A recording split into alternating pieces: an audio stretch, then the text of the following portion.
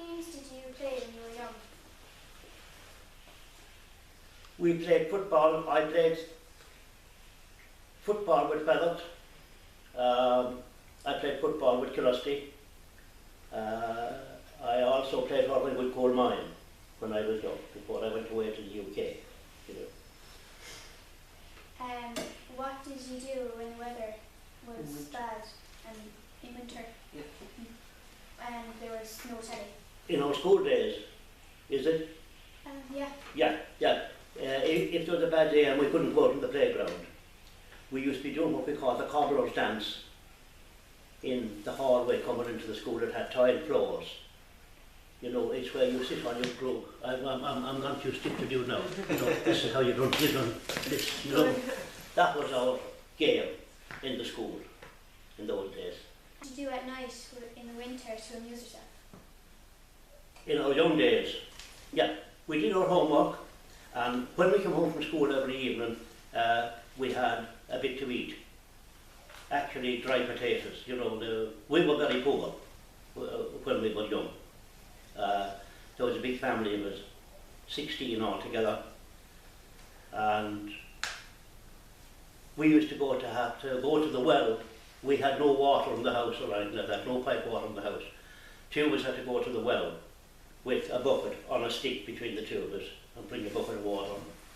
And then we had to go and pick some sticks, Bresnia sticks, for the next morning to light the fire. And if we had time then, we got an old stocking from Mum. She had an old stocking and we filled it with papers. And we had a football match. That was our football in our young days when we were all going to school. School started at 9 o'clock and we would have our breakfast about 9 o'clock in the morning, which and in them days might be yellow meal still about 9 o'clock in the morning. Then we had no butter. Very rarely had butter in those days. I'm talking about very, very poor days, 1928, 29, 1930. I first went to school in 1928, 3 years of age. And we would have a bit of dry bread for our lunch. No milk, no nothing. There was nothing like there is today. You know, there's meals in schools today and there's all sorts of things. We didn't have that at all. And then when we go home from school, then we'd have a cup of tea and a bit of bread, maybe or some potatoes again. And we'd have our supper at 6. Now, nothing like the supper you would have nowadays. You know, you can have what you like nowadays. We couldn't have it in those days. What type of food did you eat? It was mostly flour bread. You know, there would be a half sack of flour in the corner, and Mum would make the flour bread in an oven pot over the fire, and we would grow the potatoes. We had a half acre with the cottage.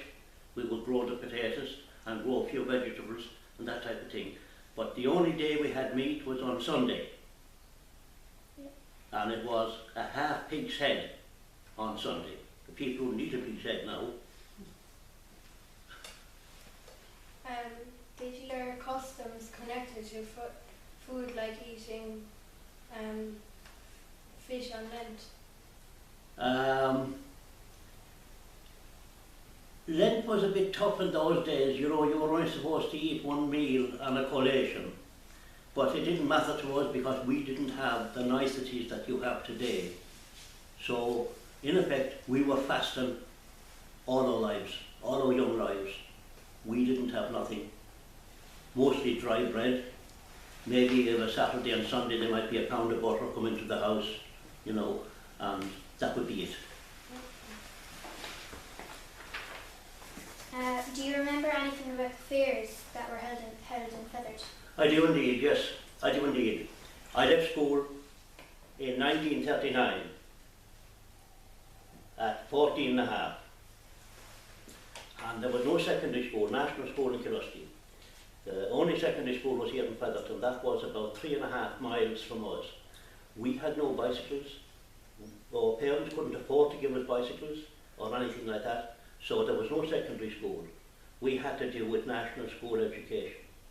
And my first job was with a farmer out in Bannickstown there, Richard Keating. And I was at the first fair here in Fethard, up at 3 o'clock in the morning, up to Richard Keating's, had my breakfast about 3:30, and we drove 10 or 12 cattle, whatever it was, into the fair of Fethard here. And the problem was to keep them in the area, whatever area he chose to stand them in there.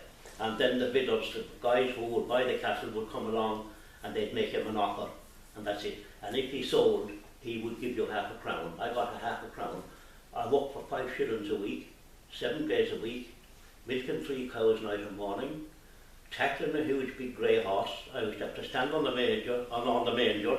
He was too high for me, and the lads there wouldn't give me a hand. I was only a young lad, 14 and a half. So that life was not very easy, I can tell you that. Yeah. What was look money? What was? Look money. Look money was if somebody bought something, you give them look money back. You know, say somebody bought a heifer from you or something like that. I don't know what they were in those days. For a few pounds of paper, and they usually give a look penny, what they call a look penny, back, that the person would have looked with what he had bought. How is the street different from now? There was a huge big square there in Fethard, and there was a pump with a big handle on it down about opposite where the coffee shop is now, someplace in that area there. And there was nothing, no flower bed or nothing in the centre there. The whole place was wide open there. And the shopkeepers, some of them would put up barriers outside their shop windows, you know, to stop the cattle and things from hitting the windows. Did women go to the fair? Did? Women go to the fair? Yes they would, and in them days when the women went into the pub, they didn't mix with the men in the pub. They had what they called a snug. It was a barriered off, you know, and they'd be in the snug having their little drop. Nowadays they're all trained together, everybody drinks together in the one pub. In those days, no, sometimes the wives would come in to see the cattle were sold, you know, and the husband would probably give them a few pounds, a few bob maybe to buy something that they wanted or whatever, you know. What did you use for transport? Oh, what we used for transport? Oh yeah, horses and cars, ponies and cars, donkeys and cars. In our young days at home, for a good many years, we had a black donkey, a black ass, and a small car that suited him. And a seat across the thing with a bag of straw on it, and sit on that. That was it. And the people who had a few bob, they went to church and went to town in what they call a pony and trap. You know, like if you had a pony and trap in those days, they called it a pony's trap, well, you were somebody with a few bob. That was it. But the ordinary guys had donkeys and cars or a horse and car with iron wheels underneath it. Tell about the type of house that you lived in. We lived in a council cottage with 3 bedrooms and a half acre of ground. My dad, his mother and father lived over on the foot of Stephenamon in a place called Tinrush, at the far side at the foot of Stephenamon there. They lived on 12 acres. They were tenant farmers in 1882. They were tenant farmers to the Flahertys at Gillespie Castle. And of course in them days, if you couldn't pay the rates or the tithes, whatever they called it in them days, the landlord handed you what they called a writ, was a piece of paper. My grandfather couldn't read, an awful lot of people couldn't read in them days. But once you accepted the writ, once you accepted, he'd hand you this piece of paper. And on this piece of paper was telling you to get out. That's it. You're evicted. Once you took that piece of paper, you were automatically evicted. So my dad, his family, his father and mother were evicted from that house in 1882. An old thatched shack with mud walls, the shape that is still there on the ground. And that was burned down. That's how the landlord got rid of him, set fire to the thatch and burned it. And the cottage that they came to was being prepared for somebody else who worked in Castle. And they took the lock, they went broke a pane of glass in the back window, my grandfather, of the cottage, went in and took possession. And to tell you how the laws have changed then. Once they were in possession, they could not be put out. So that's where the Sheehans are to this day, from 1882. living in that cottage. What was the land used for? It was used to grow potatoes, vegetables and odds and sods, and they used to keep a sow at home. Dad used to keep a sow at home, and she would have maybe 2 litters of bonnets in the year. And he would take them bonnets to Clonmel, and he might get 6 or 7 shillings maybe for the litter. And that meant, you know, that was a lot of money.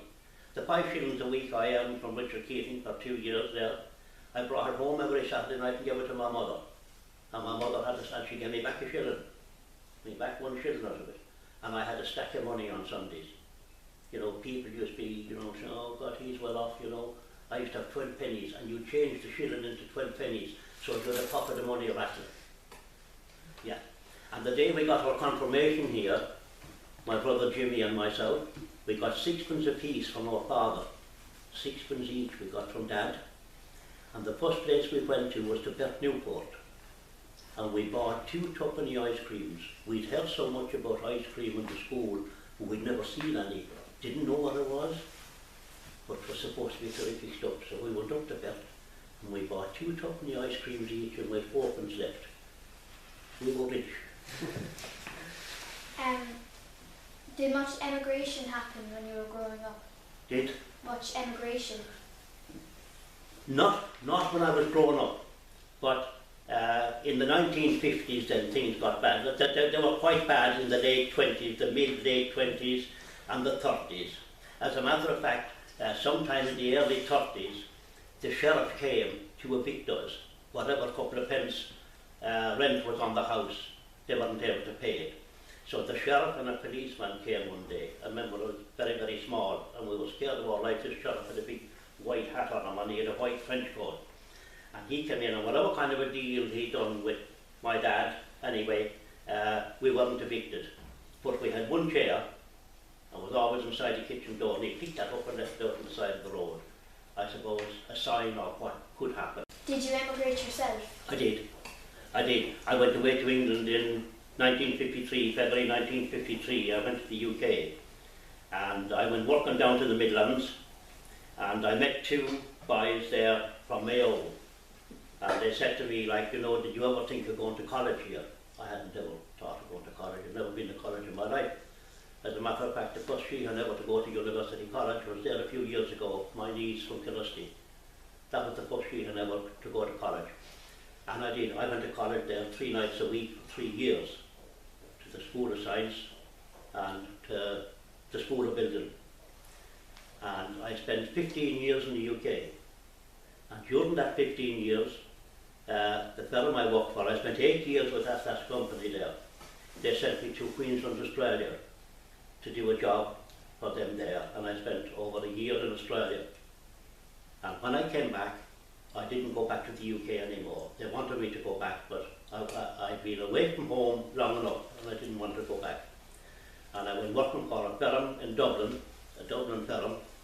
I spent almost 20 years with them, and during that 20 years they sent me to Nigeria. So I spent 14 months in Nigeria, doing roads and all that type of thing for them. Yeah. So I was away quite a lot. Was there any guards around the area? Yes, there was 4 guards in Fethard in those days and a sergeant. And I remember one time as a child, sergeant, I think we'll name it in a minute now, he came out, and the old sow that they had at home, you know, that used to have the bonnets, was on the road. And he cycled out. They had no cars in those days. He cycled out. And he called out my mum, and he said, take that sow in off of the road, or I'll put her in the pound, which meant he would bring her in here and put her in here, have to pay money to take her out, you know. We had a guard who looked after the children in school, Guard Castles. He lived down there on the Castle Road. He looked after the school children. And I remember my brother Jimmy, one evening we were going home from school down Tansey's Height. He couldn't get a stone to throw at a thrush, so he threw his bag of hooks at a thrush. And it went into the snowdrops, into a snowdrop hedge, and he couldn't find it. So that day, Mrs. Maha was tackling him about his school books being missing, and she was going to complain to the guards. She said, and in walked Cassis. we thought castles was coming to take us all away. We were threatened with a jail in Waterford called Ballybricken in them days. And you'd be on bread and water and all this thing, you know, this was to make you do what they wanted you to do. So castles came in and we all row, crying, shouting, oh. And he said, what's the matter? And Mrs. Maher said, well, we were just talking about a boy that threw his bag of books after a little thrush. So he gave us a lecture about throwing stones and that type of thing. Yeah, and there was 4 guards. There was one very nice fellow, Guard Fergus. He was very nice.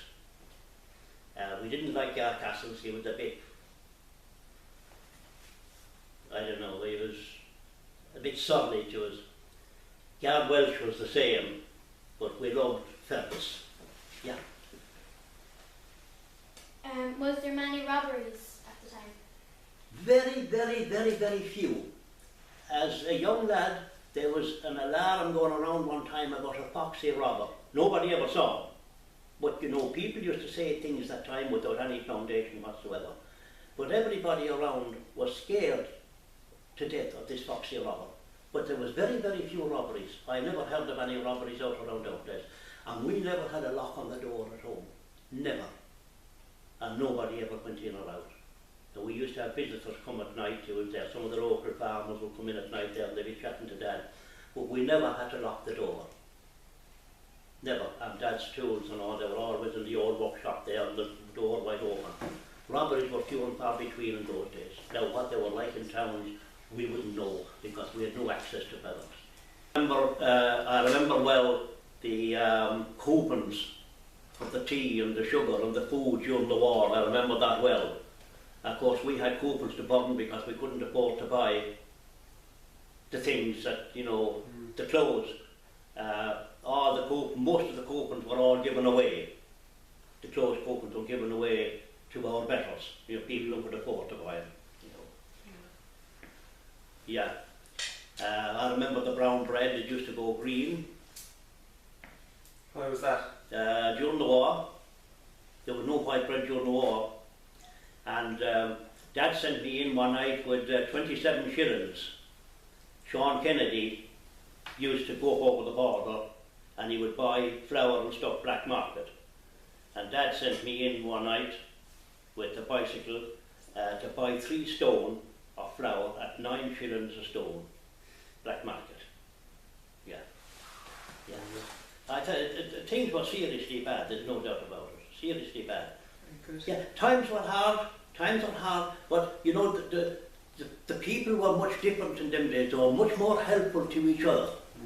Nowadays, somebody could be lying on the street, you know, and you would sidestep them, you know, you wouldn't want to become involved. Yeah. But, you know, if you needed help, and all the trashings years ago were all done with voluntary labour. You know, if you had a trashing, you were living in an area, you know, and I was going to have a trashing and you and all that, you would send somebody to him, I'd send somebody to him, or go myself or whatever, you know. No payment. And they used to have what they called a quarter cask, a quarter. And they would open that quarter cask at 11 o'clock and go around with a bucket and a cup. The one cup, everybody drink out of the one cup, give everybody a cup of this porter.